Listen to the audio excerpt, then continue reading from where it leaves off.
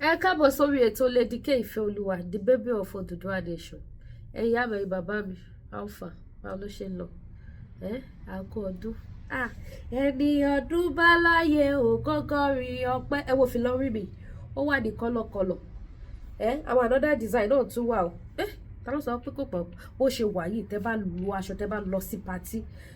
Ṣẹ́rí ẹ̀ṣọ́ tẹ́ bá lò àti bàtà àti bag ló máa gbé yọ. Tẹ́ bá fi sọ́mà òbí ṣe lẹ́wọ́ gèlè níwọ̀n nímọ̀ pé káàpù lẹ lò. Mo láwọn tó fà ìtẹ́lẹ̀ lò lọ sí patí. Mo ní wọn ní kọ́lọ̀kọ́lọ̀. Ẹ lè lò lọ ọ́fíìsì, ẹ lè lò lọ ṣọ́ọ̀bù, ẹ lè lò lásìkò tútù yìí. Mo ní fìlà lóríṣiríṣi designer. Ẹ̀yẹ́ ṣáà ti pe Lady K. Ẹni tí tẹ́ bá ti fẹ́ ẹ pe Lady K. Ẹ jẹ́ ká wo program, tá bá ti wo program tán kí wá jẹ́ ayé sáwọn ọ̀kan tá ẹ̀ṣẹ̀ ní store wá ti ní sewing machine. Fẹ́yìn tẹ́ bá ra aṣọ tó bá tóbi jù yín lọ. Àbí Lady K mo like aṣọ yìí, kí ni bọ́ọ̀sì ẹ̀? Kí wá wo bọ́ọ̀sì ẹ̀ báyà, kí ni mọ́mì mi bọ́ọ̀sì eléyìí báyìí sí is 52. Kó wá ní 48 ni mo ń lò, máa sọ fún yín pé ẹ má worry, bàbá yín mu sínú. Ṣíkèdá tó dẹ̀ máa mú yes gidi. Tó bá tún wá jẹ́ ti lẹ́ǹtì náà ni tó bá tún wá gùn jù, bàbá yín tẹ̀ sínú. Èyí tó bá dẹ̀ gbà ká trim sàlẹ̀, bàbá yín trim ẹ̀ kúrò. Bàbá yín join dem mọ́ gèlègèlè á tún fi tóbi sí ni. So sewing machine ti wà available. So ẹ fọkàn balẹ̀. Mo ra aṣọ kò size mi, ó kéré, ẹ má worry, mi ní gbowó gígé lọ́wọ́ yín. Ọwọ́ mi lẹ ti rà, so mi ní gbowó. Àmọ́ ẹni bá wá láti ìta. Àbí Lady K mo fẹ́ káwọn aṣọ kan ránṣẹ́ sí ìgbowó iṣẹ́ o. Torí a máa plug machine mọ́ náà ni o. Bíìlì dẹ̀ máa rí ìdè. Wọ́n ṣe já ènìyàn ojú òní tí wọ́n jẹ́ ká sáré kẹ́kọ̀ọ́ as usual. Proof for that, èmi máa wà nínú àwọn tó máa gbé Mr. Akim, mo máa gbé ṣépè níbí ni tí mo máa ṣe kíni tí mo máa bá yín fún ní èpè tó dáa, because as far as I'm concerned, ẹni ọkùnrin tó bá ti ń lé ọwọ́ sí ara obìnrin kò lè fọwọ́ yẹn ṣe nǹkan rere mọ́. But this is not the case. Orí íńtánẹ́ẹ̀tì ń bí la wà the other day tọkùnrin tóbìnrin kan lọ parọ́ mọ́ ọkọ tó fẹ́ husband inú ilé ẹ̀, ó ní káwọn ọmọ ẹ̀ ó ní kó parọ́ mọ́ pé wọ́n fi tipátipá bá sùn. Tí wọ́n bá ṣe investigation ru ọkùnrin yẹn dáadáa, tí evidence ò jáde pé kò ṣe, bí yẹn ṣe máa end up sẹ́wọ̀n nìyẹn, táyé ẹ̀ máa bàjẹ́ forever. Now, if care is not taken, wọ́n máa parọ́ mọ́ arákùnrin, á dèrò ẹ̀wọ̀n, ẹ stop orí burúkú, ẹ stop òṣì. If you want public validation, if you want online love, if you want online support, no problem. Hello? No problem. You can get all of that. But in the process of you doing that, don't destroy another person's life. The father of your children. Why? Because he decided to take on another wife. The situation here is not the same situation as Fola's situation. Fola's issue is totally different from this one that is on ground. Ẹ jẹ́ ká fi wèrè sílẹ̀. Àwọn èèyàn ẹ̀ṣẹ̀ dóra wọn tán. Èmi máa gbé yín débẹ̀, mo máa play eléyìí, mo lè má play any other evidence o, but I need to play this one so that you people can shut the fuck up. So that kẹ́ lè ṣe kíni, kẹ́ lè lo nǹkan tó ń pè ní ọpọlọ, kẹ́ lè lò. Àwọn èèyàn ẹ̀ṣẹ̀ dóra wọn tán. Èèyàn dẹ̀ wò ó pé ìyàwó mi òkè, bóyá nǹkan tí ń wà òkè nínú ilé ó ti ń ṣe, díẹ̀ bẹ́ẹ̀ ṣèpolówó, ó dẹ̀ ṣèpolówó, ó dẹ̀ gbé sí online. But because one party doesn't want that, káwọn èèyàn kan rí nǹkan tó ń ṣẹlẹ̀ online. One party wants to paint a different image. Now I understand the reason why the other one came out. Tí gbogbo wa tá ń pariwo pé kí ló dé tí Sisi Alagbo máa fi bọ́ síta tó fi máa rẹ́rìn, kí ló fà tó fi ń rẹ́rìn, ṣó yẹ kó máa rẹ́rìn, kí ló fà tó ń rẹ́rìn tó wá ń fi wọ́n ṣe kíní, because she knows that her home business is suffering nínú gbogbo òṣì tó ń lọ online yìí, and a lot of people are putting blame on her on something that she has no hand in. Bóyá torí ẹ̀ lòun náà ṣe jáde lọ́jọ́ yẹn tó fi wá sọ pé ẹgbẹ́ mi náà kíníkan. She is going through emotional torture as well. If there is domestic violence issue for the past 15 years, right, and you are still staying inside that relationship, why did she stay inside that? Okay, let me tell you my own ordeal with her. I saw all their issue that was going on online, okay?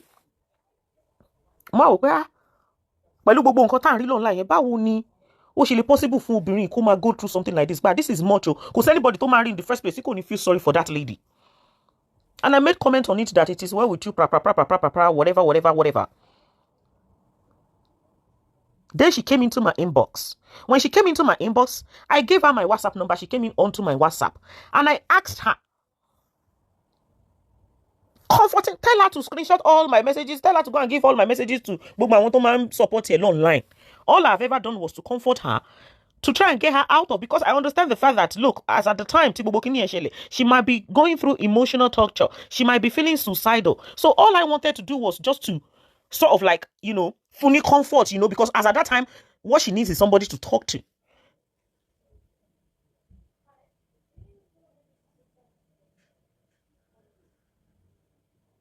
Do you understand what I mean? What she needs is somebody that èèyàn tó need láti talk to as at the time for that particular lady. So I was giving her, oh, calm down. You know, it will take you time to heal. Just take your time. I have taken her bank details. Ojo to transfer 1 million naira. See, yeah. Now, the husband now alleged her of something. I'm not going to say that online because you know there are children involved here. Ah, okay, this allegation this is a big one. Money, sir, money could be possible. Mo send the message yes, your husband said this and this and this and this. So this is the reason why I thought she need second wife. When she plan láti ní second wife nílé ayé òun. Is it true? And kò ṣe pé ọkọ sọ lásán o. Ọkọ send yes mi pẹ̀lú evidence tí mo rí ni o. Video and voice àti gbogbo everything tó wà níbí, but I will never play it. I will never do that. Huh? I was not shocked that, oh, how? Okay, maybe this man mo tún wá wo mo ní àbí manipulation ni àbí ọmọkùnrin ń parọ́ ni. Could it be that the guy is lying? Mo sọ fún money just to clear this woman. Can you come on a 3-way call? Let her come and defend herself lórí this big allegation tẹ́ gbélé arábìnrin lórí. Bí woman yìí ṣe jápa nìyẹn. Hello? Kí ni mo sọ? Ó jápa. She refused to clear herself on that. But she refused to clear herself on that. Because me, I don't have time for she. She need time. That's my buy. The day that I put up an update that, do you know what? This is nonsense. I am no longer interested. I don't even want to talk about this bullshit and anything that has to do with them because I've already asked her, what do you want to do? What are your needs? Kiniko. Ma ba won this online, ma ba won that online. Ẹni kò gbé gbogbo message tèmi síta. Èmi I am nígbà tó ọwọ́ mi mọ́ tí ọwọ́ mi funfun nene. But that big allegation will stop the process of transferring the fund. And I said, okay, let's clear that. Hold on. When she ran away from clearing that, automatically, there's a possibility that this guy might be doing what? This guy might be saying the truth as well. Let's give him benefit of doubt. Now, let's see, ìgbà tí kíní yẹn tó ti lé allegation yẹn tí mo bá wá message, she will not answer. Tí mo bá message, she will not answer. Your husband said he's inside the house. He said you are sleeping inside the shop. She will not answer. Are you okay? I'm worried about you. Have you been home? Where have you been? Kilo day. Your husband said you've not been home since. She will not answer. Ojo tí mo wá kọ update sórí page mi pé, do you know what? I am not interested in this rubbish. Kò pé 10 minutes. Arábìnrin now message me back. Hello ma, I want to talk to you. Kiniko mo pé mi. Money láyé, money I will call you back. Àtìgbà yẹn, èmi no wa contact this particular lady. Now, let's fast forward to nǹkan tó ṣẹlẹ̀ recently. Hello? Ẹ jẹ́ ká fast forward sí nǹkan tó ṣẹlẹ̀ recently. Nǹkan tó ṣẹlẹ̀ recently. Nǹkan tó ṣẹlẹ̀ recently ní eléyìí tó ṣẹlẹ̀ yìí. Òun àtọkọ ẹ̀ ṣẹ̀ṣẹ̀ dóra wọn tán ni. Wọ́n ṣẹ̀ṣẹ̀ ṣe kíni? Wọ́n ṣẹ̀ṣẹ̀ ṣe lọ́kọ láya. Wọ́n fọ́ra wọn ní ẹnu gidi gan. Evidence is here. I am sorry, but I'm going to play this particular one. Oni.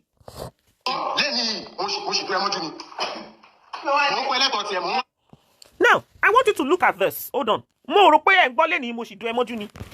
Mo bá o. Oni yìí, àwọn nǹkan tí Mr. Kini tó ṣe advert lé lórí lélẹ̀. Àbí nǹkan lélẹ̀.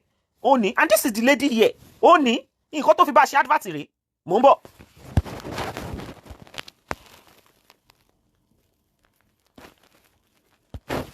Now, when the guy now nígbà tó ń dẹ̀ bára wọn sùn tó ń ṣe normal tán as ọkọ àti ìyàwó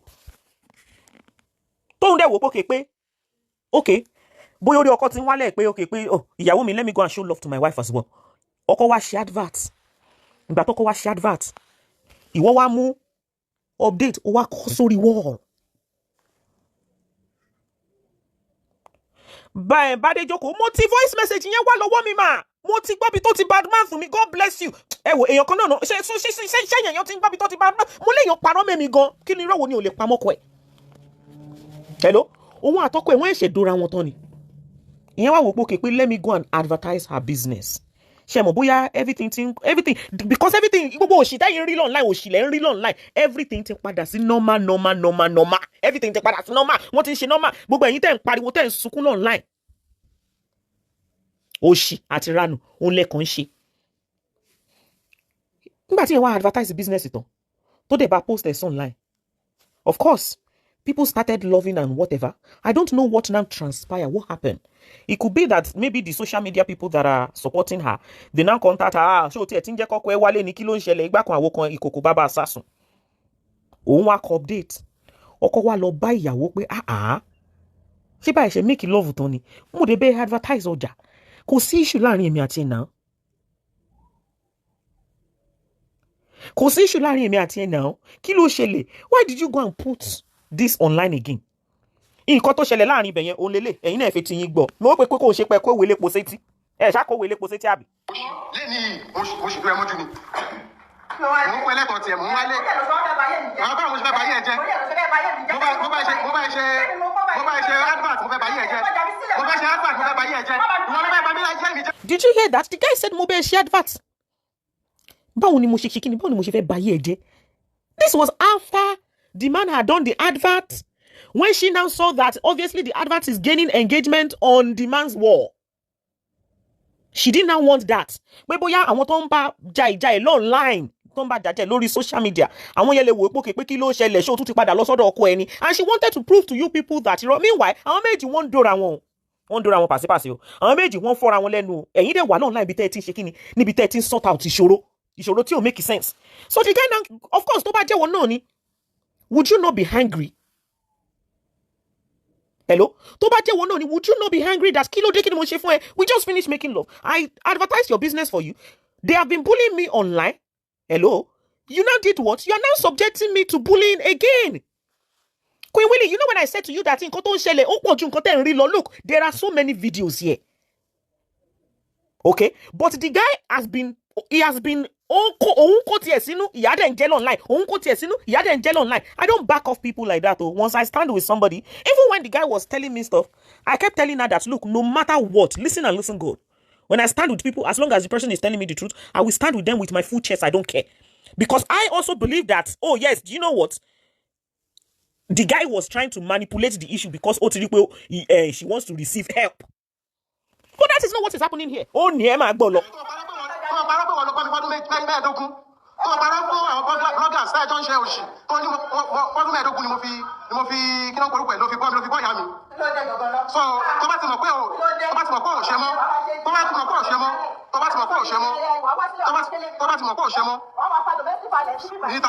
Okay, now, Emma Mumbo, let me show you this part. Let me show you this part. To those of you that you say, hey, we live inside the compound, kinikon, I am inside the compound, I was there, I saw everything that is happening. This is it here. She now went outside. Oni. Did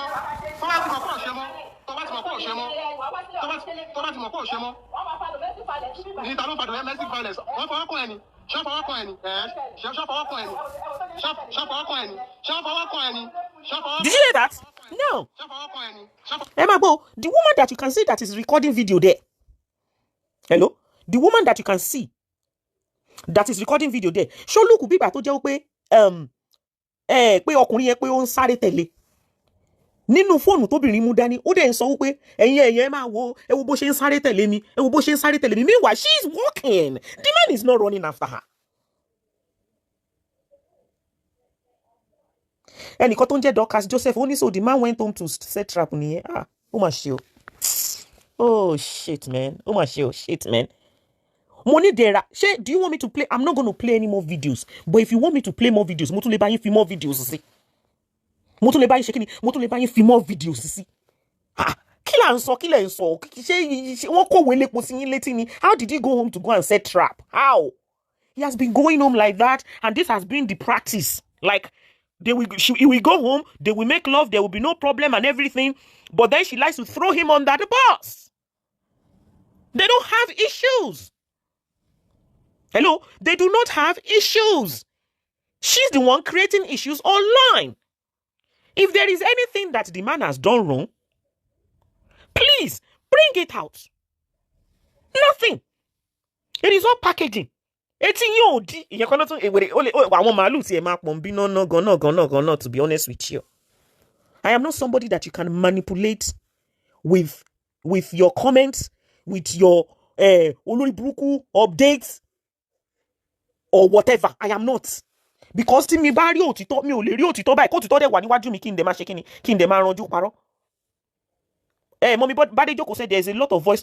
Look, no, wọ́n fẹ́ jẹ́ kéèyàn máa play kan lè máa rí nǹkan wá máa fi ṣe analysis orí burúkú tán fẹ́ wálé ayé wá ṣe ni. Wọ́n fẹ́ jẹ́ kéèyàn máa play kan lè wá rí nǹkan láti máa fi sọ̀rọ̀ orí burúkú tán fẹ́ wá sọ ni. If you love her, okay? If you love her, you will tell her to face her business. If she doesn't want the guy anymore, hello? If she does not want the guy anymore, simply walk away. Àlọ́ lórí burúkú lílé ìṣẹ́jẹ́ ẹjẹ́ ń bẹ ẹgbẹ́ má wọrí tí ẹjá ní sùúrù. Ẹjá ní sùúrù. Kí náà kò ṣe kó ṣì dànù bí. Ẹni sùúrù. If you don't want this guy anymore, walk away. But because I'm on social media people, which means that you are enjoying the way they have been doing what? You are enjoying the way that they have been pulling and dragging the guy. And that is why the other one, who happens to be Sisi, mi ò mọ̀ Sisi Alagbo rí láti anywhere. Kò sí anything tó jẹ́ any conversation between me àti Sisi Alagbo kankan tí n bá gbà kankan tí n bá bá sọ̀rọ̀ tí n bá ṣe anything rí kọ́ ló ń mú mi. Nothing. Èwo lórí burúkú gan. So ká wá jókòó síbẹ̀ ká sọ pé gbogbo ọkùnrin tẹ́ bá ti gbé wá sí online o. Gbogbo ọkùnrin tẹ́ bá ti gbé wá sí online o. Ká máa bá yín kájọ join hand together ká máa bá yín ba yé ẹ̀jẹ̀ lẹ́yìn ìgbà táwa bá ti róòtì tọ́ pé irọ́ ló ń lọ bí mo rò bóyá ẹ ti ṣí èrè. I can never be part of that nonsense. So táyọ̀ ọkùnrin kan bá ti fẹ́ bàjẹ́ nsìn ká bá yín join ẹ̀ ká bá yín ba yé ẹ̀jẹ̀ mo sorry. I am now team Mr. Hakeem. If you have problem with that, lọ parẹ́ kó bọ́ síwájú trailer kí trailer kó lù ẹ́ padà nù. Until I see any evidence. If I see evidence of where that man is laying hands on her or where that man has done gbogbo àwọn irọ́ òṣì tẹ́ nǹkan kọ, I don't know the people that are writing it just to paint a different kinní kan. Then I will now máa tún yí padà pé Mr. Hakeem ìkànnì iṣá. Tọmọkùnrin bá ń gbé rẹ̀ ṣe pé báwo máa gbé rẹ̀ ṣe pé tọmọtọmọ ni ẹ ti fi depression ẹ ti ṣe kíni ẹ ti fi bayé ẹ̀jẹ̀. Ẹ ṣì èrè ni wọ́n ṣe ẹ ṣì èrè ni all in the name of I am a blogger ẹ dẹ̀ fẹ́ máa bayé àwọn ènìyàn jẹ́. It's wrong. Hello. It is wrong. I need the other day níbi àárí ọkùnrin kan ìyàwó tó fẹ́ ìyàwó ẹ̀ ó dẹ̀ ní kí àwọn ọmọ tó bí nínú ó dẹ̀ nìkan lọ parọ́ mọ́ pé àwọn ọmọ yẹn pé ó ń bá sùn. Ọmọkùnrin yẹn máa lẹ̀wọ̀n tán díẹ̀ mà ló má ṣẹ́kù. Díẹ̀ báyìí ló ṣẹ́kù. Kí ọmọkùnrin yẹn kó ṣe kíni kó lọ sẹ́wọ̀n báyìí. Ó kù díẹ̀ ó kù tíntínní báyìí kí ọmọkùnrin yẹn kó lọ sẹ́wọ̀n. Ọpẹ́lọpẹ́ kíni ọpẹ́lọpẹ́ pọ́nlọ orí yọ. Orí ṣe kíni orí yọ. Tó bá on a normal let me tell you something. Ṣé ráwọn ọkùnrin mi èmi kọ́ ni mo ní kẹ́ gbé story ilé ayé yín wá sórí social media tẹ́ bá gbé story ayé yín wá sórí social media wá máa bá yín sọ ṣe rí àwọn ọkùnrin mi let me tell you something. It is because this particular guy it is because ó sì fẹ́ jẹ́ irresponsible man ni. Gbogbo iṣẹ́ tó ń ṣe gbogbo ẹ̀ létí bàjẹ́ mọ́ lọ́wọ́ tán kí ló dé kí ló ṣẹlẹ̀ kí ló ṣe tẹ́ fẹ́ gbóúnjẹ lẹ́nu ẹ̀ tẹ́ fẹ́ bá tiẹ̀ jẹ́ kí ló dé kí ló ṣẹlẹ̀ kí ló ṣe what is the offence of this guy? When you know that you don't want to somebody to marry somebody, why did you marry a Muslim man? Why did you? Oh, Nina, ṣé nígbà tó ń ṣe pé tí gbogbo yín di mo ní wọ́n ṣẹ̀ fọ́ra wọn lẹ́nu tán mo náà fọ́ra wọn lẹ́nu àwọn èèyàn fọ́ra wọn lẹ́nu àwa wà náà online à ń sunkún òṣì ó ní. mo ṣì pé ọmọjú ni. Kọ́ dọ́ra wọn tílẹ̀ fi mọ́ ní ọjọ́ tí wọ́n ṣe advert tí gbogbo yín tẹ̀ wà lọ́nà ìtẹ́yìn ṣe ó kíní kan wọ́n ní ṣe kíní kan wọ́n dọ́ra wọn tílẹ̀ fi mọ́ lọ́jọ́ yẹn ni. So if she's allowing him to have access to her body, what's the problem? Hello, what's the problem? Tó bá jẹ́ àwọn ọkùnrin mi ni àwọn ọkùnrin mi ìyá wèrè gan ẹ má jẹun ẹ má fọ. Ọkùnrin kan ló dá àwọn ọmọ sílẹ̀ tó jẹ́ pé ó sọ pé àtọmọ àti gbogbo ẹ̀ pé kẹ́ kórìí burúkú lọ. But this one tẹ́ bá rọ́kùnrin tó ṣì ń behave pókè pé òun tiẹ̀ ṣe wà responsible a little bit. Ṣe ìyá wèrè ni ẹ máa fún wọn ní kudos. Ẹ má ṣe kíni? Some men will just ṣe kíni wọ́n á ti gbé gbogbo yín ṣépè gan pé abẹ́ fẹ́ ṣòfò ni. Ìkan nínú àwọn Nigerian actress tó lóyún mi ò morúkọ lady yẹn very beautiful lady like this tó lọ fẹ́ ọkùnrin muslim kan báyìí lọ́jọ́ wọn bí online nígbà tí yẹn bímọ ṣe ti ẹ̀rí ń bẹ̀ débi tẹ́ ẹ máa rí break light yẹn nothing hello nothing the guy didn't even go there láti lọ sọ pé ọmọ tuntun tán bí ni o òun náà sọ pé lọ́mọ o mi ò mọ nǹkan tó ṣẹlẹ̀ láàrin ọmọkùnrin yẹn àti ọmọbìnrin yẹn o ọmọbìnrin yẹn dẹ̀ ṣe kí ni ó dẹ̀ bímọ bọ̀bọ̀ yẹn kálá burúkú close the door. Close the door. Ọmọkùnrin yẹn ó ṣe kí ni ó kálá burúkú ṣé Wàsílà kò dẹ̀ kò ṣe bí gbà ó wọ́n ṣe kó mọ báyìí kò rán ìyá yín but this guy his own is different his own is hold on no call me friend baby I'll call you back I'm a little bit busy now I'll call you back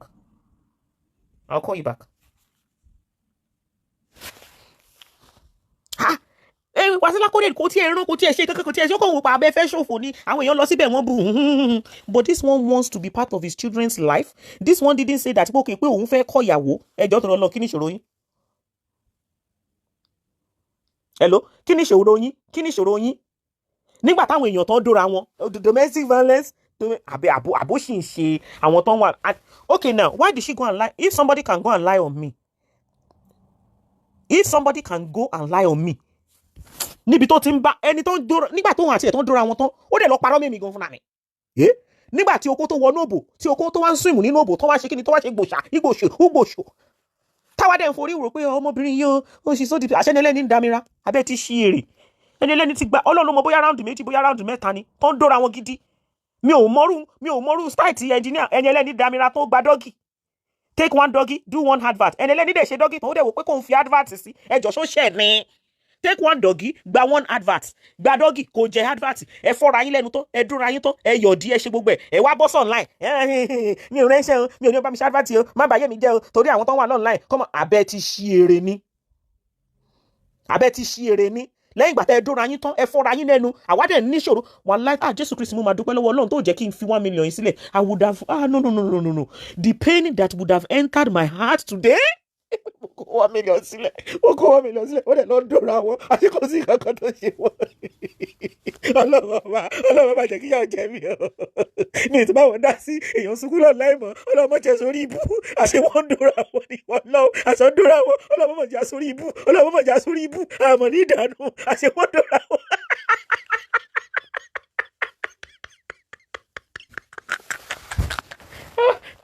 Àbólóṣì ni everybody ni.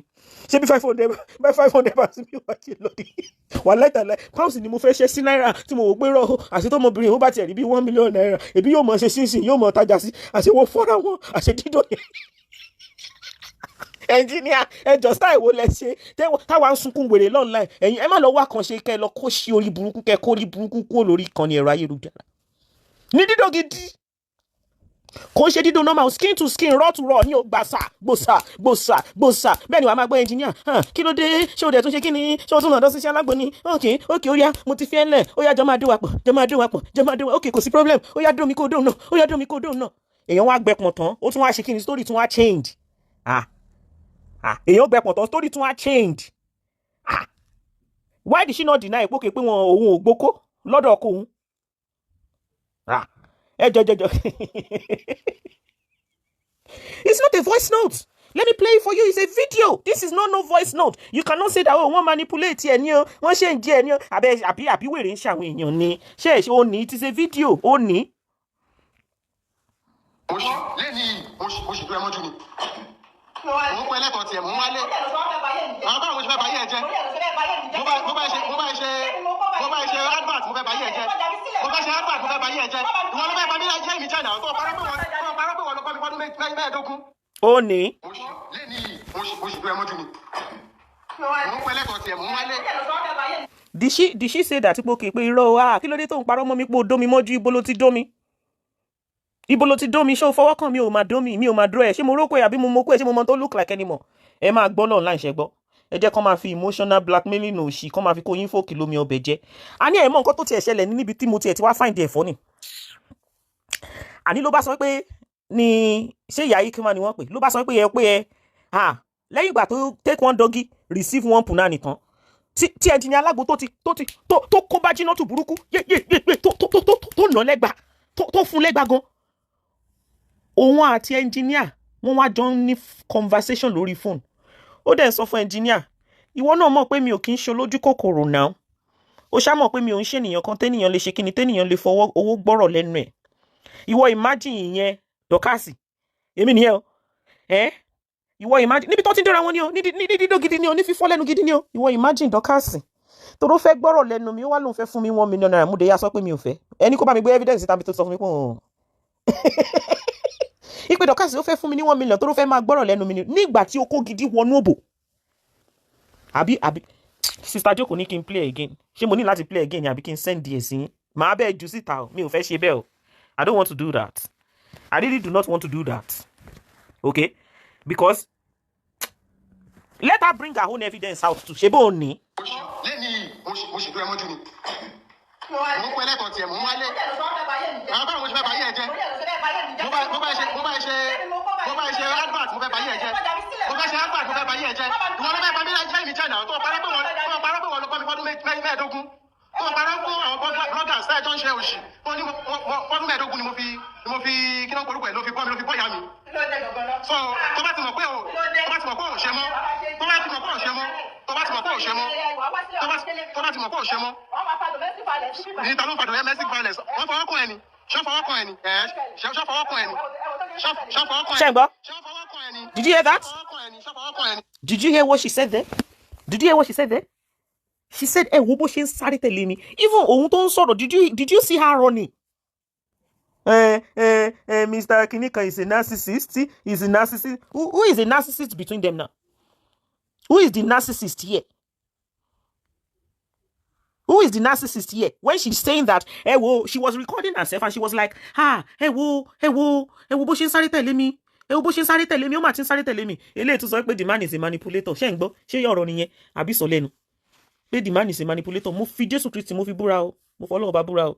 That guy is not the one that showed me this video. Ráwọn èèyàn tó ń kọ síbi tó ń sọ pé voice message ẹ̀ ó pọ̀ káàkiri o. Ipe voice message ẹ̀ pọ̀ káàkiri this ìyá ikimọ́ pé voice message ẹ̀ pé ṣé káwọn send ẹ̀ sí mi. Ṣé kí n play ibi tó ti sọ̀rọ̀ ti tèmi àbí kí n ní sùúrù kẹ́ kọ́kọ́ lọ jẹ ilé iná. Ó tún parọ́ mímí gan fúnra mi. Can you imagine? If the man doesn't have evidence, you will say he's lying. If the man has evidence, if we can see proof, you will say he's a manipulator. Who is the manipulator between the two of them? Did you see that guy running? Àbáwọn èèyàn ṣe wá ya wèrè báyìí gan-an. Ẹnìkan dẹ̀ tún sọ pé manipulator ni ọkùnrin yẹn. How is the guy a manipulator when the woman is saying that ẹ wo bó ṣe ń sáré tẹ̀lé mi, ẹ wo bó ṣe ń sáré tẹ̀lé mi tẹ̀ẹ̀dẹ̀rí tó ń rìn. Ẹ̀dẹ̀rí tó ń rìn. Ó dẹ̀ sọ pé ẹ wo bó ṣe ń sáré tẹ̀lé mi. And you can see that she was equally recording. Okay, so kán wá lọ báyé bọ̀bọ̀ yẹn jẹ́ kán sọ pé and you can hear her saying domestic violence yo ẹni tó ń rìn tó yan tó ń ṣe. Can you even say this is the same person that was crying online that day? Can you even say this is the same person that was crying online that day? You know, this is the same person. Alẹ́ máa gbọ́n. Ẹ máa ṣe kí ni ẹ máa gbọ́n. Mo ń bọ̀. Mo ń bọ̀.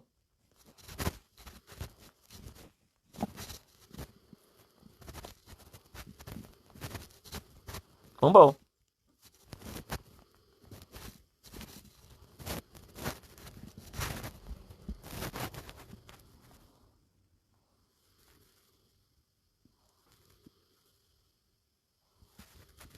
Ẹ ṣáà ní sùúrù, mo fẹ́ play day fún yín.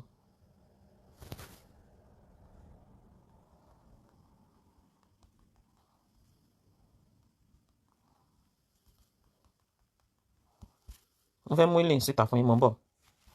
Ẹ ní sùúrù.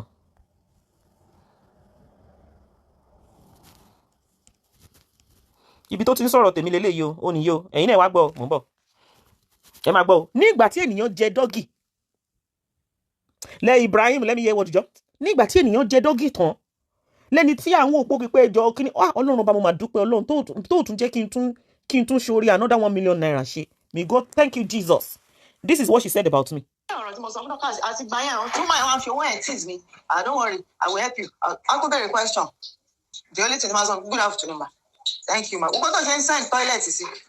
Ìjẹ́gbọ́, ó ní wàláhì tàláhì lady sọ pé mo wá fowó entice you. Tí wọ́n bá tún ṣe ẹni tẹ́yìn tó ń ṣe tó ń sunkún náà lẹ́yìn ló sọ̀rọ̀ yìí. Ó ní wàláhì tàláhì. Ó ní mò ń fi owó, ó ní mo fẹ́ fi owó entice òun. This is her husband she's talking to. Hello. Gbogbo bó ṣe ń fi woman dọ́kàsì yẹn. Tó ṣe ń fowó, tó fẹ́ fowó entice òun. Do you want me to show you my full conversation with her? Should we do that tonight as well? Should I show you the full conversation? All I have ever done in my life is hello. Please, I am very, very concerned about your mental health. Take it easy. Tó bá pé mo tún ṣe kíní yẹn, bí mo tún ṣe máa regret nìyẹn. Àbò tó bá sunkún wá sàn láì ayé ẹ̀ máa bàjẹ́. Anybody bá sunkún wá sàn láì lórí social media why one more time. Ayé ni ẹ̀ máa bàjẹ́ ni. Voice message. This is her talking. Oni. Did you hear that? Ó ní ọ̀rọ̀ tí mo sọ fún Dorcas àtìgbà yẹn woman yẹn wá ń fowó and tease mi èmi. There is no special conversation between me and her. There is no ọ̀rọ̀ tó bẹ́ mi àti ẹ̀ sọ lẹ́yìn ìgbà tán dóra wọn tán. hello lẹ́yìn ìgbà tán dúra wọn tán ẹ̀yin tẹ́ ẹ ní pé kí n contact woman ìpẹ́ fẹ́ ràn lọ́wọ́ ṣe rí pé ẹ fẹ́ fi mí sínú wàhálà tán díẹ̀ ló kù hello ṣe rí pé ẹ tún fẹ́ kó mi sínú wàhálà tán díẹ̀ ló kù eléyìí ò bá tún wọ́ọ̀sì ju tìyá ìbejì lọ olúwa o ṣé o jésù o ṣé o fi mí sílẹ̀ bàbá what's up did you hear that ó ní èmi olóró tóun bá dọ̀kásì sọ wàhálà kò sọ̀rọ̀ kankan I can show you our conversation from the day one tí o bá ṣe wà nísìnyí lọ́wọ́lọ́wọ́ báyìí ní ìgbà tí arákùnrin yẹn tó gbé ọkọ ẹ̀ ló má sọ̀rọ̀ tó gbé ẹ̀pọ̀ fún tán ẹ wá ní pé kínní ìgbà téèyàn parọ́ mọ́ mi ẹ ní pé ká má sọ̀rọ̀ ká má sòtítọ́ àbó lórí burúkú àbó ṣì ń ṣe àwọn ènìyàn. Don't worry, I will help you. I'll come back a question. The only thing the man said, good afternoon, ma. Thank you, ma. Gbogbo tó ṣe ń send toilet sí toilet mi ò tọ́jú àwọn gbogbo ẹ̀ ló ń sọ fún mi padà. Ṣé wá rí one good thing tí mo ṣe láàrin àwọn méjèèjì? Dorcas, may God bless you. May God bless you. Tí engineer bá ti sọ pé wo lóòótọ́ ni okay ó ti sọ nínú voice note ẹ jẹ́ ká kúkú sọ when you are looking for the most dirty the most smelly person ever this is the woman right here. Ìfúnra rẹ̀ ló fẹ́ nu ara ẹ̀ sọ èmi kọ́ òun ló send the voice message bóde kí ló kàn róye mi àyíwádà very dirty. One of the complaints that the husband had is that look lọ́jọ́ yẹn arákùnrin yẹn gbé àwọn ọmọ ẹ̀ ó gbé wọn lọ sí hospital why ní ìgbà tí àwọn ọmọ tó bẹ̀rẹ̀ sí ní feel sick tẹ́ bá rí ibi táwọn ọmọ ti ń jẹun kìkì ìgbẹ́ gbogbo everything arákùnrin yẹn wá send video yẹn sí mi mo wá send video yẹn mo wá send ẹ̀ padà sí pé mà ṣé gbogbo nǹkan tó kan yín tó ń send yìí ṣóòótọ́ ni hello ṣé nǹkan tẹ́yìn náà ṣé ẹ̀yin náà ń ṣe gbogbo irú nǹkan báyìí pé báwo lobìnrin ṣe máa ṣe irú nǹkan báyìí and you expect the man not to move on hello tó bá ti rí pé yẹn send the evidence kò ní sọ̀rọ̀ irú obìnrin wo lélẹ̀ kí ló ń ṣẹlẹ̀ can it be that ipò kè pé the husband is actually going through a lot ẹ bẹ̀rù Ọlọ́run màá wá send ẹ̀ sí òun ò mọ̀ pé mo forward nǹkan tọkọ òun send pé kó wo kóun náà lè rí pé kó má yẹ pé ọkọ ẹ̀ ń parọ́ mọ́ màá forward rẹ̀ sí tọkọ náà bá sọ tóun náà bá sọ pé kè pé kinní kan màá ní sir this is what she said about you too màá forward ẹ̀ sí òun náà pé is it true ó wá ní ọjọ́ kan mi ò ní tí ì sọ ilé until tó bá fẹnu ara ẹ̀ sọ ọkùnrin yẹn wá ṣe kí ni ó wá sọ allegation ní ńlá tóun fi finally make up mind òun pé no tóun bá continue pẹ̀lú obìnrin nìkan òun máa pa ẹ́ òun máa take another wife níṣẹ́ ọjọ́ yẹn tó o bá jẹ́ni tó máa ń wo Facebook mi lọ wo orí update tí mo kọ mo ní we are going to have bí gbogbo ẹ ṣe ń lọ lẹ́yìn bẹ́ẹ̀ ni mo ń kọ sórí Facebook o mo á ní we are going to have a conversation on a 3-way conversation today. Once tí a bá ti mọ outcome conversation yẹn mo ní I will give further update go and look on my page labawa obìnrin tí níbo ni woman wá debunk nǹkan tó ọmọkùnrin sọ eléyìí tó sọ yìí ó lágbára o tó bá jẹ́ wípé nǹkan tó sọ yìí tó bá jẹ́ wípé òtítọ́ ni then he has the right to take another woman as a wife ṣé nǹkan tó sọ ìṣòtítọ́ ni àbí irọ́ ni woman yìí jápa ni òun ló ń sọ nínú bí pé òun ò dáhùn pé òun japa tó bá débi ká fi conversation wa hàn lórí WhatsApp mo lè fi gbogbo conversation èmi àti ẹ̀ hàn mo lè fi hàn yín èmi ò ráyè òṣì èmi you know me I don't talk too much. Ìyẹn pé ọmọ agbọ́rọ̀ lẹ́nu ti tèmi náà but I didn't do it mi ò ti torí owó kíni ọmọ gbọ́n wọn lè fi anything wọn lè fi tease me. This is her husband she's talking to. What's Wobi? This is her husband that she's talking to. She wanted to paint an image to her husband that, you know, ó mọ̀ pé mo love her now. Owó pọ̀ ju owó wà important sírú ìfẹ́ tí mo ní sí ẹ. In fact, wọ́n fẹ́ gbowó fún mi gan mi ò gbà lórí irọ́. Lẹ́ni tó jẹ́ pé ọjọ́ tí mo sọ pé hello, the last message between me and her mo máa fi hàn yín sí kí tó kúrò níbí. Tá bá tún ti rí further nonsense, màá wá gbé gbogbo message wa, màá wá fi hàn. Tí nonsense bá tún ti wá, màá tún gbé àwọn other video evidence, màá tún gbé wá síta fún yín, ẹ tún máa rí. Kákúkú da orí íńtánẹ́ẹ̀tì rú gbà yẹn. Tẹ́ bá ti sọ pé ẹ fẹ́ ní peace. Kí ni tó ṣẹlẹ̀? Ẹ jọ̀ọ́ nítorí Ọlọ́run. Sisi Alagbo ṣó fàdíya ni àbó fa òbòya. Now I understand the reason why she came online and she was doing what if I buy me náà jẹ́ kíníkan because she knows there was a day all of them were supposed to go to their family house.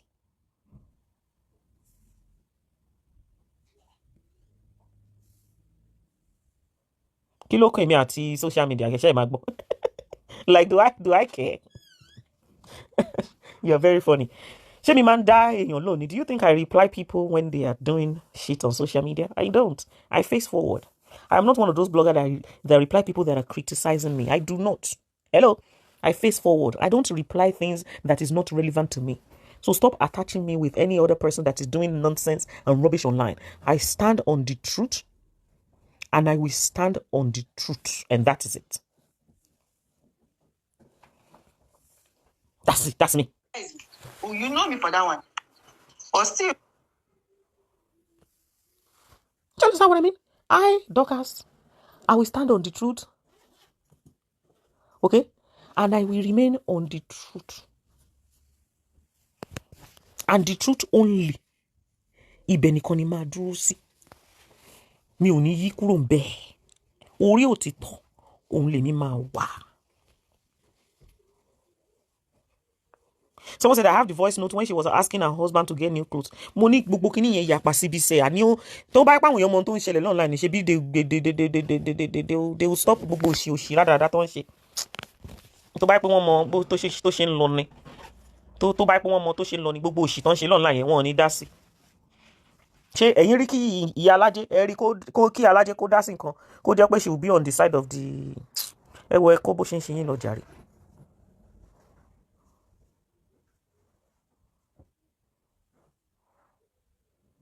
Olele ọjọ́ tí mo decide láti back off completely. This is it here. Good afternoon, ma. How was your night, ma? Thank you for yesterday, ma. And thank you for everything you have been doing for me. Please, ma, I need to talk to you. Moni, good afternoon. I am away now. I'll get back to you. She came back to me, trying to look for my attention. Me ò down. Hello? Eri, to look for my attention. Me ò down, mo. Nígbà tí mo ti rí pé bullshit, nonsense, and rubbish. Hello? Mi ò ṣe kíni? Mi ò down, mo. Mo ń bọ̀, ẹni sùúrù. Mo fẹ́ fi àwọn nǹkan hàn yín, mo ń bọ̀.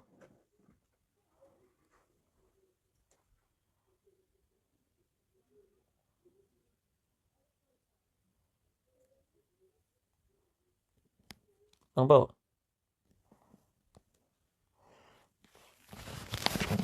The day she wrote this update, the husband sent it, and I sent it back to her. Kí ló dé tó jẹ́ pé subjecting this man to wahala all the time ni?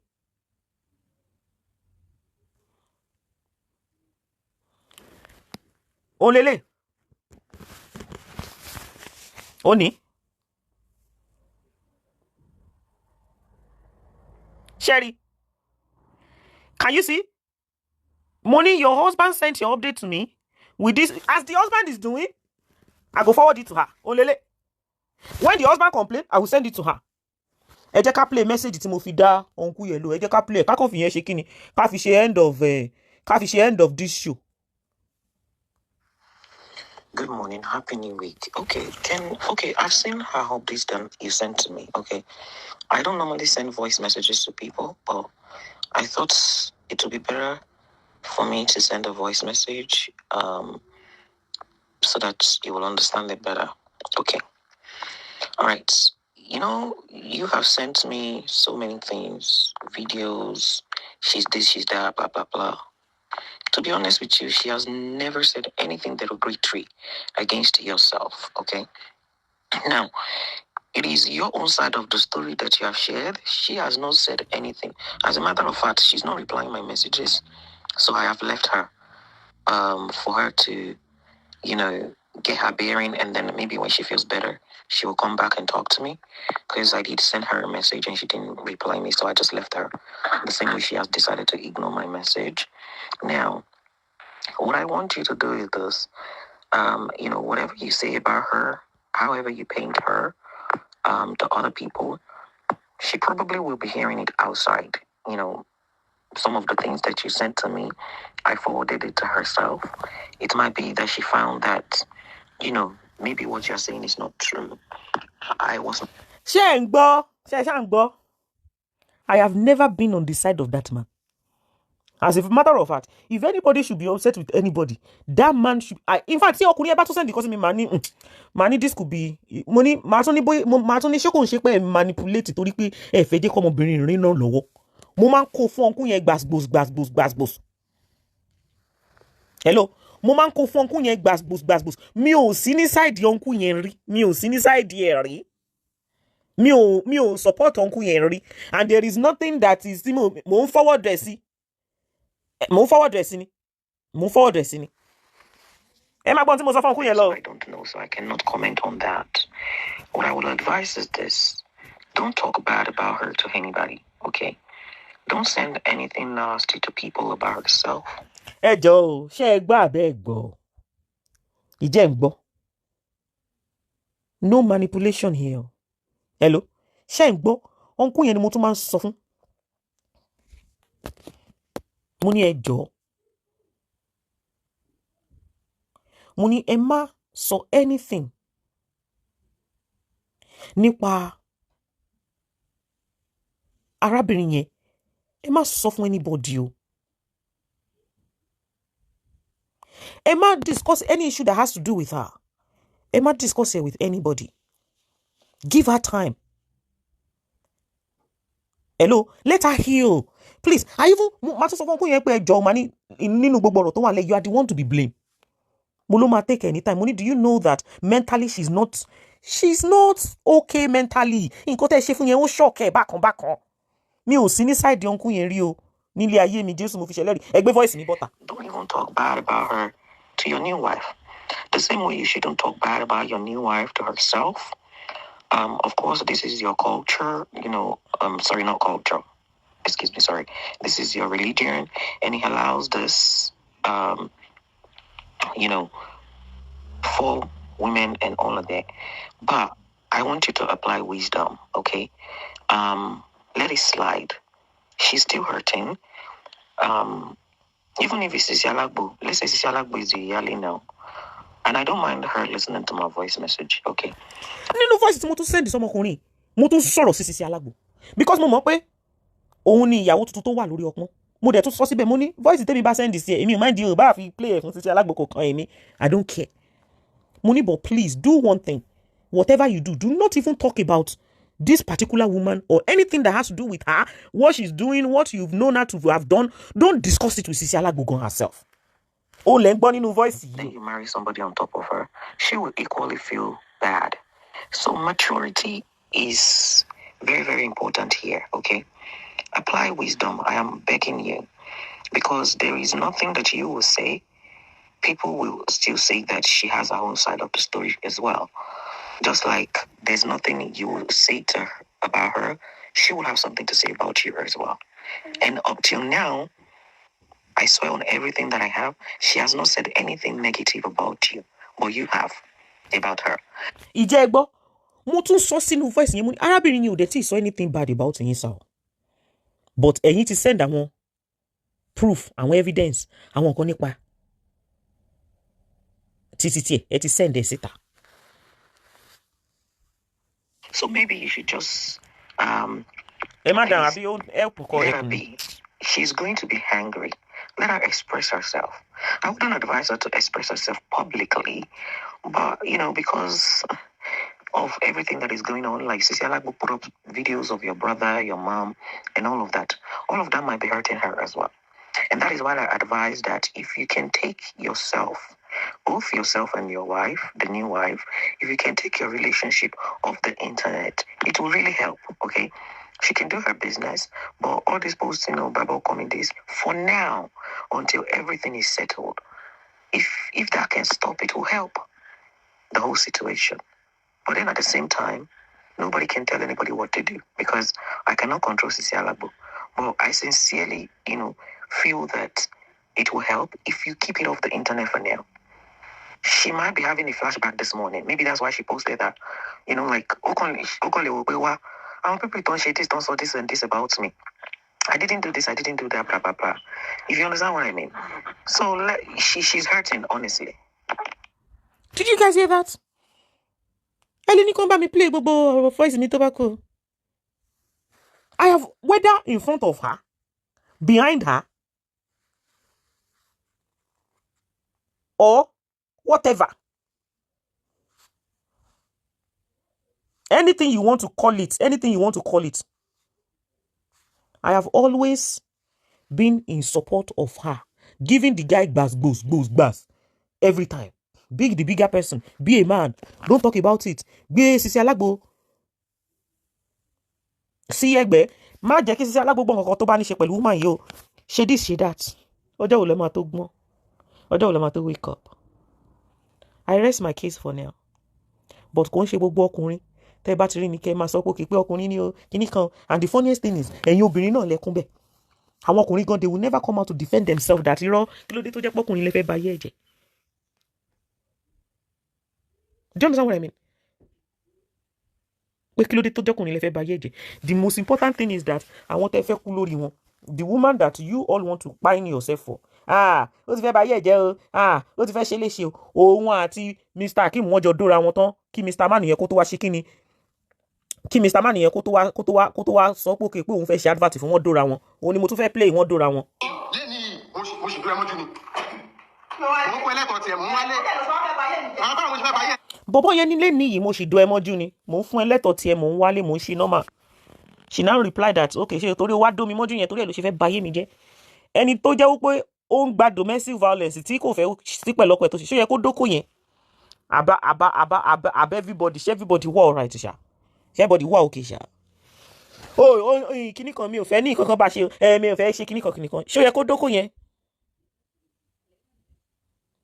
Ṣé ó yẹ kó dóra wọn? I don't know what this jẹjẹláyé, I don't know what he's talking about. Ṣé ó yẹ kó dóra wọn? Kò yẹ kó dóra wọn now. Kò yẹ kó dóra wọn. Kò yẹ kó dóra wọn àtọ̀. Because ọ̀tọ̀ ni nǹkan táwa ń ṣe kíni. Ọ̀tọ̀ ni nǹkan táwa ń rí online. Kò yẹ kó dóra wọn. So ẹ lọ máa jẹ yẹn náà. Èmi máa bá yín sọ̀rọ̀ later. Ṣé yín bẹ́ẹ̀? Máa bá yín sọ̀rọ̀ later. Ó dà pé yín kọ̀ọ̀kan ẹ̀ṣẹ̀ wọlé dé ni. Mo ń bọ̀ ẹ jẹ́ kí n tó bá yín play ẹ̀yin fún. Mo ń bọ̀ ẹni sùúrù. Nǹkan tó ṣẹlẹ̀ lọ́jọ́ tí wọ́n ṣe advert òun lélẹ̀. Gbogbo ẹ̀yin tí ẹ̀yin online fighter ẹ̀yin online lọ. Ohun tó ṣẹlẹ̀ lélẹ̀. Gangan wọ́n jẹra wọn tán ni wọ́n dóra wọn gidi. Ní dídó gidi ni o. Lẹ́ni mo sì dúró ẹmọ́jú ni. Mo kọ́ ẹlẹ́kọ̀ọ́ tiẹ̀, mo ń wálé. Àwọn báwo mo ṣe fẹ́ bá yẹ ẹ̀jẹ̀. Mo bá ṣe advert mo fẹ́ bá yẹ ẹ̀jẹ̀. Mo fẹ́ ṣe advert mo fẹ́ bá yẹ ẹ̀jẹ̀. Ìwọ ló fẹ́ bá mi láyé mi jẹ́ náà. Tó parọ́ pé wọ́n lọ kọ́ mi fọ́dún mẹ́ẹ̀ẹ́dógún. Tó parọ́ fún àwọn bloggers táyà tó ń ṣe òṣì. Tó ní fọ́dún mẹ́ẹ̀ẹ́dógún ni mo fi kí ló ń porúkọ ẹ̀ ló fi bọ́ ya. Ẹnìkan ní kò yẹ kí wọ́n dóra wọn. Okay, wọ́n dóra wọn o. Wọ́n dóra wọn ní dídó gidi gan ni o. Níbi táyì tí ń sunkún online tẹ́tí ń fojú rú tìsàlẹ̀ gbé tẹ́tí ń fi tòkè gbà. Wọ́n dóra wọn gidi ni ní fífọ́ lẹ́nu gidi. So tó bá ti mọ̀ pé ò ṣe mọ́. Tó bá ti mọ̀ pé ò ṣe mọ́. Ní ta ló fàdùn domestic violence? Wọ́n fọwọ́ kàn ẹni. Ṣé fọwọ́ kàn ẹni? Ṣé fọwọ́. She was now recording. Both of them were recording each other, ma. Kò sí pé ọkọ ló record. No. Ó ní mo ń bọ̀. Má bá yín play látòkè so ẹ lè gbé láti bí ẹ má wọrí. Ẹ jẹ́ bá yín play látòkè. Ní dídó gidi tán fọ́ra wọn lẹ́nu ní dídó gidi. Ní bàbá fucking gidi. Ó lélẹ̀. Mo ń bọ̀.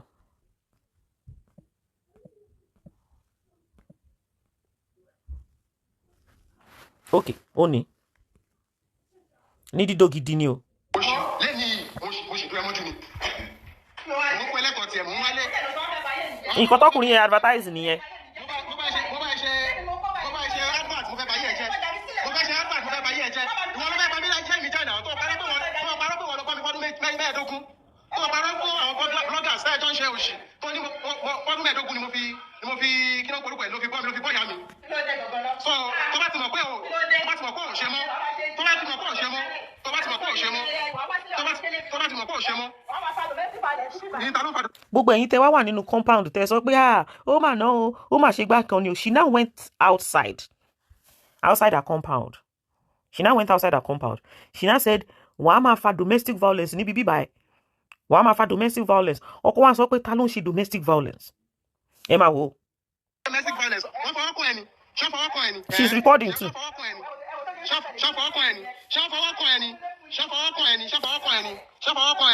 Now, I want you to see the manipulation here, okay? She said, mo fẹ́ kẹ́ gbọ́n tó sọ bí o, ẹ wo bó ṣe ń sáré tẹ̀lé mi. And this lady is literally walking. Ẹ̀yin náà ẹ wò náà, ó ní. They are both recording. No, láti inú ilé ló ti jọ ń record bọ̀. Mo ń bọ̀. Ẹ máa wo. Ní ta ló fàdùn domestic violence? Wọ́n fọwọ́ kàn ẹni. Ṣé fọwọ́ kàn ẹni? Ṣé fọwọ́ kàn ẹni? Ṣé fọwọ́ kàn ẹni? Ẹ wo. Ṣé fọwọ́ kàn ẹni? Ṣé fọwọ́ kàn ẹni? Ẹ wo. Ẹ wo. Ṣé fọwọ́ kàn ẹni? Ṣé fọwọ́ kàn ẹni? Ó ní ẹ wo bó ṣe ń sáré tẹ̀lé mi. Hello? When she was outside, she said, ẹ wo bó ṣe ń sáré tẹ̀lé mi. She said, mo ní láti sáré kúrò nínú ilé ni.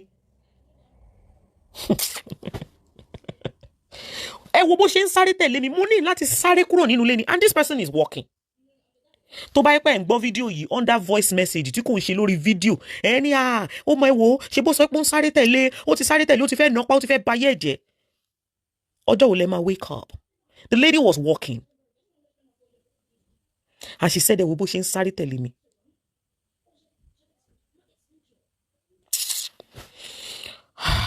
They were both recording each other. They both have it as evidence to back themselves up. Motherfucker kan ṣe ń sọ̀rọ̀ nípa wọn smashing lórí ibi. Tell her to come and say, okay, were you there? Did you see ibi tọmọkùnrin yẹn ti smash phone ni? Her phone was in her hand. Àbí kí ló ń ṣàwọn èèyàn? She was holding her phone. The next thing tó ṣẹlẹ̀ okay, tẹ́ bá tún rí nǹkan tó ṣẹlẹ̀ sí fóònù ẹ̀ sí ẹ̀ tún ní àṣẹ fóònù ẹ̀ jábọ́ látọwọ́ ẹ̀ ní kò ń ṣe parákùnrin yẹn fọwọ́ kan fóònù ẹ̀. Alẹ́ ti ṣí èrè ẹ̀yin tẹ́ pé one way traffic irọ́ tó ń bá pa fún yín nìkan lè máa pa. Let's now put it. Let's even now say okay, bóyá this guy bóyá ó ti wá smash fóònù yẹn sórí ilẹ̀. Ẹ jẹ́ ká put ẹ̀ pé okay, ó smash fóònù yẹn. Tó bá jẹ́ wọ́n ní ńkọ́, obìnrin tó jẹ́ pé ó ti jẹ́ kó drag ẹ̀ lọ́nà, ó ti jẹ́ kó drag ẹ̀ lọ́nà. Ẹ máa gbọ́ o. Ẹ wá ṣe kíni? Ẹ wá lọ sílé. Ẹ dẹ̀ ti jọ make love. Ẹ ti jọ dóra yín burúkú. Ẹ ti fọ́ra yín lẹ́nu, ó ti dùn mọ́ yín. Hello? Ẹ ti fọ́ra yín, ẹ máa gbọ́, ó ti dùn mọ́ yín. Ìwọ wá wò pé jẹ́ kí n show love sí ìyàwó mi kí n bá advertise business ẹ̀. Ó wá bá advertise business ẹ̀. Ẹni ẹ wá lọ kọ updates online. Àwọn èèyàn wá bẹ̀rẹ̀ sí ní gbé ẹ ṣe pé ààbò lórí burúkú ni ẹni òfò ni ẹni kò ní dá fún ẹ ọkùnrin òfò. Ta ló ṣe kíní kan. Ṣérú fóònù tó fi kọrú update yẹn tó bá mu ṣé ò ní fọmọ́lẹ̀? Of course ìwà mú wàá fọmọ́lẹ̀ now. Let's say the guy even fọ́ fóònù yẹn mọ́lẹ̀. Ó ní right àti fọmọ́lẹ̀ pé ààbò lórí bọ̀ àbí kí ló ń ṣe òṣì. Ó kàn gba fóònù yẹn kó kàn fọmọ́lẹ̀. But that is not even what happened. Ẹ stop láti máa ṣe kíni? Ẹ stop láti jẹ́ ká máa parọ́ fúnra wa. Jẹ́jẹ́ láyé, were you there? You were not there. I was not there. I am going by the evidence that I saw. And I will stick to the evidence that I saw with my eyes. Èyí tí ò bá ti like nǹkan tí mò ń sọ nínú yín, ẹ lọ join àwọn haters. Tó bá ti di lọ́la nísìnyí wọ́n máa bẹ̀rẹ̀ sí ní pariwo dọ̀kásí ìpèpèpè ìpòpòpò. Mi ò ràn yín, kúkú mọ̀ pé mi ò ràn yín. Mo gbá lórí gidi gan, mi ò ràn yàrá yà yín. Honestly, mi ò ràn yà yín. Mi ò ṣe kíni? Mi ò ràn yàrá yà yín. Tẹ́ bá ti sunkún tó bá ti sun yín ẹ tún dákẹ́. Hello? Tó bá ti sun yín ẹ tún dákẹ́. Ṣó yẹ yín bẹ́ẹ̀? Tẹ́ bá ti sunkún tó bá ti sun yín ẹ tún dákẹ́. Ẹ tún wọlé lọ. Ẹ ti ṣí èrè. Ẹ wá báyé engineer jẹ́ kẹ́ wá máa wò ń bí. Bóyá òun yẹn bóyá kò deserve pé kóun rẹ̀ pé ẹ kàn fẹ́ báyé business ẹ̀ jẹ́ ni ẹ kàn fẹ́ báyé business ẹ̀ jẹ́. Àwọn customers wá ń sá fún wípé kí ló ṣẹlẹ̀ gan. Ẹ patronize uncle yẹn. Ìwọ tó bá fẹ́ kọ́lé tó fẹ́ ṣe patronize him. If they can help our own business out as well. Gbogbo ẹ̀yin tí Mr. Akimu ẹ bá Mr. Akimu yẹn ẹ bá advertise iṣẹ́ tó náà ń ṣe. Ó ń kọ́lé ó ń kọ́ gbogbo ẹ̀. Ẹ patronize uncle yẹn ẹ jẹ́ kí business tiẹ̀ náà kó padà lọ sí normal. Ẹ má jẹ́ kí wọ́n ba yí ẹ̀jẹ̀ kóun náà lè ṣe kíni kó lè mọ́wọ́ dẹnu. Wọ́n ń fẹ́ yàwó ló fẹ́ yàwó. Àbí bẹ́ẹ̀ kọ́? Ó fẹ́ yàwó káyé ẹ̀dẹ́ bàjẹ́. Anybody tó bá ti fẹ́ Muslim tó bá ti mọ̀ pé tí ọkọ ẹ bá dẹ̀ ti mú yàwó mi wá sínú ilé tó mọ̀ pé ní òní dùn sí wá dẹ̀ gbé báàgì wá dẹ̀ máa lọ. Hello? Gbé báàgì ẹ kó o máa lọ. Somebody say ṣé pé wọ́n dóra wọn mọ́jú.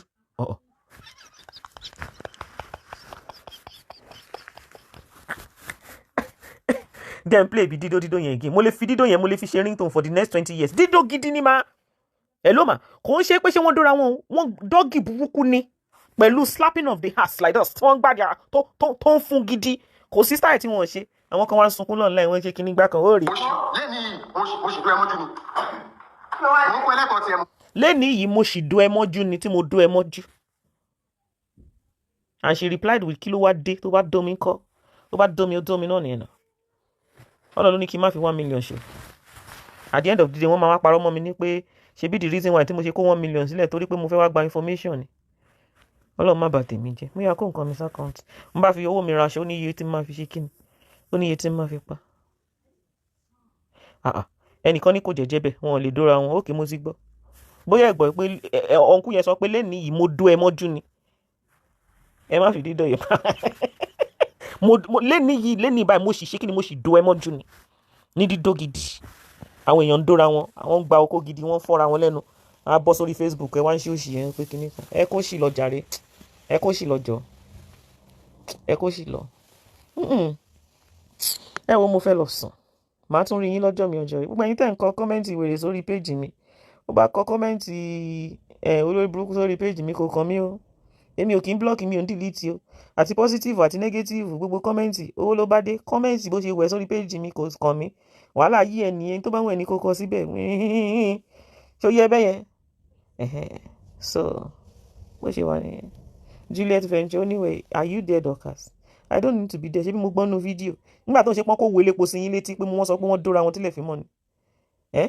Dorcas, I'm serious. Did you know this time? Bàbá dọ́gì burúkú náà gbà tílẹ̀ fi mọ́ ní fífọ́ gidi. Èèyàn dóbò tán ó dókó tán wọ́n á ń bọ́ sọ̀rọ̀ láì wá ń ṣe kinní kan. Did I ask you to put update for me? Lẹ́yìn ìgbà tí wọ́n bá dóra wọn tán ṣe update kọ̀ọ̀kan náà máa kọ. Update kọ̀ọ̀kan náà máa kọ. Update náà máa kọ náà. Ẹ já gbádùn. Téèyàn bá ti dókó tán máa lọ sùn ní òkú kí ń fa wàhálà o. Irú tí yín ni mo rí rí. Kéèyàn dókó tán kó máa kọ update káàkiri. Ó dàárọ̀. Màá bá yín sọ̀rọ̀ lọ́jọ́ mi ọjọ́ rẹ̀. Ẹ pariwo dáadáa kẹ́ ẹ jàjà yẹn wọ 2020. Ṣé òtẹ́ máa ṣe wọ 2026 sí àti gbélé fún yín? Ṣé gbọ́? Ẹ jà wọ 2026 ni wàhálà tí yín nìyẹn mi ò kúkú ní dáhùn. Èmi ò ní dáhùn. Ẹ má ti báyìí àwa ti ju lámbà sílẹ̀ ẹ sunkún di 2026. Àmọ́ pé máa bá yé Mr. Akeem jẹ́ wọn ò tí ì bí yín dà. Abẹ́ ti ṣe èrè ni. Wọn ò bí yín dà. Hello? Wọn ò bí yín dà kò sí ni kò lè possible. Hello kò lè possible sẹ̀. Alẹ́ lè bá yé engineer yẹn jẹ́ sẹ̀. Kò lè possible. Níbi tí bàtẹnijẹ́ tẹ́ ti wà ibẹ̀ làwa gbanigbani làwa náà ti wà àti wá ṣe kí ni àti wá dúró tì lẹ́yìn báyìí àwa àwọn ìyá mi òṣòro mọ̀nìgà wọn wá bí yín dà kò lè wálẹ̀ ẹ gbọ́ tá a bá dẹ̀ ti dúró tìyàn a máa ń dúró tì full force ní mi ò dẹ̀ rán ìyá yẹn máa sunkún ẹ máa ké tẹ́ bá kékeré tó bá sun yẹn kó sì lọ kò lè ṣe kí ni kò lè wálẹ̀ ẹ lè bá tiẹ̀ jẹ́ àádẹ́ máa advertise business bí àádẹ́ tọjà anybody tó bá ti mọ̀ pé òun ò fẹ́ gbọ́kọ tó bá jẹ́ pé òun fẹ́ fọ́kọ mọ́ ó lè fọ́kọ ẹ sílẹ̀ fún Sisi Alagbo kó máa dó lọ́nà òun gbá lọ́ntì ẹ nìyẹn but one thing I want you to know oko wọn lóde o oko wá expensive níta o kò sóko ń ta o kò sẹ́ni you have 4 children for this man for God's sake in your previous relationship you have 2 children for Mr. Akeem he did not have any wife anywhere when he met you have 4 for him 4 ibo ló fẹ́ darí sí pẹ̀lú ọmọ mẹ́fà kí ni wọ́n problem ìṣòro ẹlòmínà why don't you face your children ọjọ́ tó kó bá wá kókó wá tó kó bá dẹ̀ wá kó wá orí náà nìyẹn why don't you face your children man face your children èwo ní ká fẹ́ máa bá kókó ọkùnrin ò tiẹ̀ wá ní ìsè kókó mọ́ tó má kàn ti sọ kókó nípa ọkùnrin kan mẹ́wàá kó gbé yẹ́sì ó ṣe ó kíní ká máa bá yín báyé gbogbo ọkùnrin jẹ́ tá a bá bọ́ sí táǹsìn tá a bá sọ pé pé dandan a fẹ́ bá yín báyé Mr. Akeem jẹ́ nísìn olórí burúkú yìí náà lẹ́ máa pariwo pé wọ́n tún ti fẹ́ báyé ẹ̀jẹ̀ o another man ló tún fẹ́ báyé ẹ̀jẹ̀ yìí o ó tún ti fẹ́ ṣe kíní kan mo sorry mi ò lè eléyìí ó yàtọ̀ sẹ́ àlọ́ kù yìí òun yàtọ̀ kò wá ṣàdàbí Promax fáwọn ọmọ ẹ̀ náà online is somebody that care that loves his children and he wants to be part of their life and apart from that ó ń ṣe dáadáa nínú ilé ó tún ń dóyàlé ó ń dóyàwó ìyàlé wa bọ́ síta wá ń ṣe kíní kan torí kíní nítorí pé wọ́n fẹ́ mi ò lè fún ẹ 1p in fact 65,000 táwọn èèyàn ṣe kíní tí wọ́n give ní mi tó bá lè bá mi dá padà mo fẹ́ gbà padà o because mo ti rí sí gbówó mi ògbówó mi tó fi o kàn ń gbádùn okó lọ́ntì ẹni o Mr. Akeem ò lè wálẹ̀ o ẹ gbàgbé ẹ dẹ̀ blọ́ọ̀gì ẹ̀ dẹ̀ fẹ́ báyé bọ̀bọ̀ yẹn jẹ́ ojoojúmọ́ blọ́ọ̀gì ní ṣá ojoojúmọ́ ìpè ní ṣá ojoojúmọ́ jìgólò ní ṣá which one of you did you jìgólò did Sisi Alagbo tell you that pé ó wá jìgólò òun okay wá báyé Mr. Akeem jẹ́ ká máa wò yín gbà yẹn o donation tí Mr. Akeem la wà báyìí sìn God bless you ẹ á post ọ̀nkú yẹn kẹ́ bá mi patronize ọjà kẹ́ bá mi post ẹ lọ tó má ti ń bá tiẹ̀ jẹ́ má tún tiẹ̀ ṣe bó ṣe máa wà nìyẹn ẹ̀yin ẹ̀dì tí yín mú bẹ̀ yẹn ẹ̀dì ya yín kan máa mú àwa fẹ́ di Mr. àwa náà àti ẹ̀fẹ́ jà fọkùnrin kan pé òkè o lórí cyberspace wáyé àjà fọkùnrin àfẹ́ jà fún Mr. Akeem ètò ẹ̀bá yé ẹ̀jẹ̀ ti tó kéèsì Fọlá ó yàtọ̀ sílé tó wà nílẹ̀ yìí ẹ kó ṣì dànù. tí Mr. Akeem ẹ ṣe yẹ̀ẹ́yẹ̀ẹ́ kí n tó wá máa lọ tí Mr. Akeem ẹ ṣe yẹ̀ẹ́yẹ̀ẹ́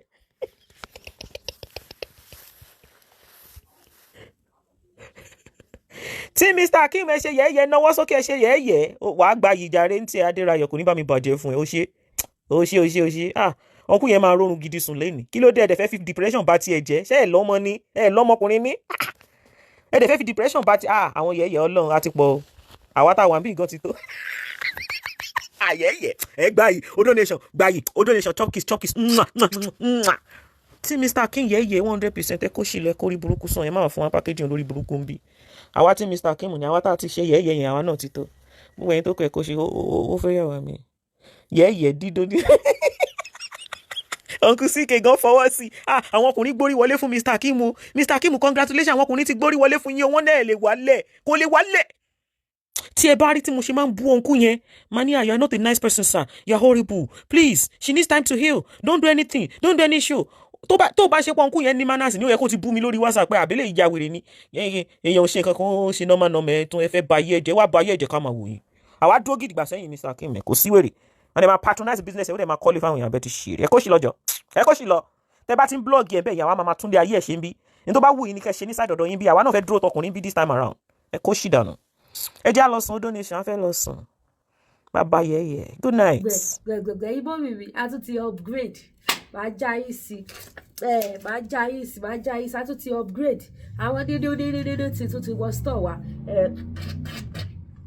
ní sátidé sewing machine ṣọ́ọ̀bù wa bíbá máa fi ọ̀yìn sewing machine ti wà ẹ̀yin tẹ́ bá ra aṣọ tó bá fẹ́ jù máa bá yé mu kò sí pẹ̀lú wá owó télọ̀ kọ̀ọ̀kan káàkiri because mo rántí mọ́mì mi kan ra aṣọ kan lọ́wọ́ mi mo wá lọ bá wọn gé aṣọ yẹn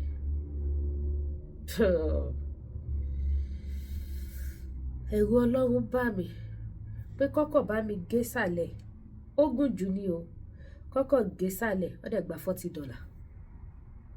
$40 mo débẹ̀ mo lanú lẹ̀ báyìí mi lè panu dé $40 àtijọ́ yẹn mo ti ní ẹni táṣọ bá ti sáìsì ìzádà kan máa rà ọkọ wá sáìsì wọn but nísìn ẹ̀yin ìyá mi ẹ̀yin bàbá mi ẹ fọkàn yín balẹ̀ tẹ́ bá ra aṣọ tí aṣọ yẹn bá fẹ̀ jù yín lọ máa bá yín slim fit ẹ̀ tó dẹ̀ máa lò tó máa mú yes máa bá yín mú sínú tó bá gùn jù yín lọ máa bá yín kọ̀tẹ̀ fún ara mi ni màá ṣe tí màá dẹ̀ bá yín ṣe tó máa ní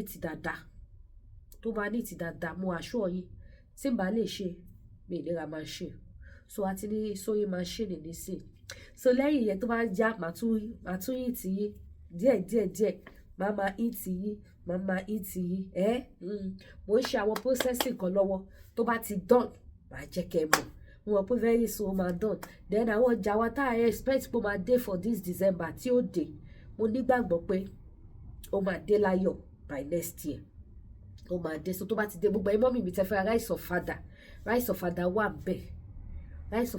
bẹ́ẹ̀ ọ̀fadà tó fine dáadáa gbogbo ẹ máa dé àwọn body cream àwọn ọjà lóríṣiríṣi ebi go tẹ lè rántí gbogbo ọjà tó wà bẹ́ẹ̀ mọ́ àfi tí bá tún lọ wo list ni máa rántí but mo ṣe rántí àwọn kọ̀ọ̀kan àwọn body cream lóríṣiríṣi mo mọ̀ pé wọ́n wà bẹ́ẹ̀ àwọn body cream lóríṣiríṣi wà bẹ́ẹ̀ then Milo wà bẹ́ẹ̀ ẹ̀yin tó bá fẹ́ ra Milo wà bẹ́ẹ̀ then àwọn custard tí ò ní milk tí ò ní sugar wà bẹ́ẹ̀ tẹ́ bá dẹ̀ fẹ́ custard 3-in-1 a ní yẹn store wà bí báyìí ó wà bí báyìí àti bẹ́ẹ̀ lọ so many things ó wà bẹ́ẹ̀ so ní agbára Ọlọ́run tó bá ṣe ń dé báyìí ẹ̀yin náà kúkú mọ̀ ọ̀rọ̀ láì náà ní ti mọ̀ já gbogbo ẹ̀ tí ti mọ̀ wọ́n polówó fẹ́yìn mọ́mì mi so títí dìgbà yẹn àwọn kan tẹ́ bá fẹ́ bá mi rà ẹ pè mí sórí aago gbogbo ẹ̀yin tẹ́ bá ní àwọn cap lóríṣiríṣi àwọn cap ìgbọ́ òtútù àsìkò tá a wà yìí ẹ̀ lò tó tútù bá tún lọ ẹ tún lò nǹkan yín kò sí tó fi ṣèyàn ẹ bó ṣe dúró rè ẹ bó ṣe mú àbí bí ìpèsè ni mo wé gèlè bí ìdẹ wé gèlè káàbù ni kọlọkọlọ ẹ wà lóríṣiríṣi ni mo ní bó ṣe wà yìí kò sí aṣọ tẹ́ lè fi lọ ẹ lè fi lọ àwọn materials báyìí ẹ lè fi lọ native báyìí kò sí aṣọ tẹ́ lè fi lò tó bá dẹ̀ jẹ́ English náà ni top àti kíní ó tún lọ lórí ẹ̀ so bó ṣe jẹ́ yẹn